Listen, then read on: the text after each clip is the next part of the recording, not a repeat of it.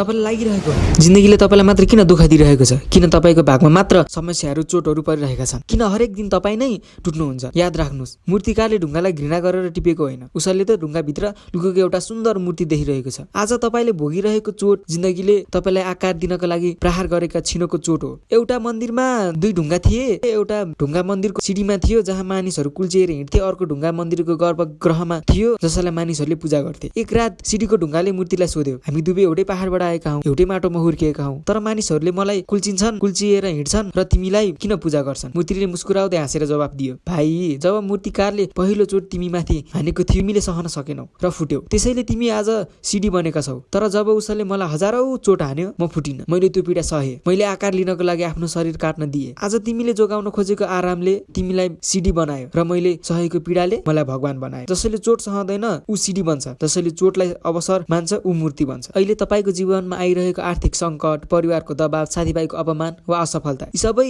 ती हतौडाका चोट हुन्। जिन्दगीले तपाईलाई आकार, अल्छीपन, डरका अनावश्यक टुक्राहरूलाई काटेर फाल्दैछ। तपाई रोइरहनु भएको छ किनभने तपाईलाई दुखिरहेको छ। तर ब्राह्मणले मुस्कुराउँदै भन्दैछ, पीर नले, म तँलाई एउटा मास्टरमाइन्ड बनाउँदैछु। अब निर्णय तपाईको हातमा छ। के तपाई सानो दुःख आउने बित्तिकै सिडी जस्तै फुटी धुलो हुने कि ती चोटहरू सहेर संसारका पूजा गर्ने व्यक्तिहरू बन्ने या पूजा गर्ने मूर्ति बन्नुहुन्छ? पीडासँग नडराउनुहोस्, सबैलाई स्वागत गर्नुहोस्। पीडासँग कहिले पनि नडराउनुहोस्, सबै पीडालाई स्वागत गर्नु। किनभने ढुङ्गा तबसम्म ढुङ्गा रहन्छ जबसम्म उसले चोट सहँदैन, तर जब उसले चोट सहन्छ ऊ कला बन्छ। तपाईँ पनि एउटा अद्भुत कला बन्दै हुनुहुन्छ। हार नमान्नुहोस्। अहिलेको लागि यति नै, अर्को भिडियोमा भेट्नेछौँ। Thank you for watching.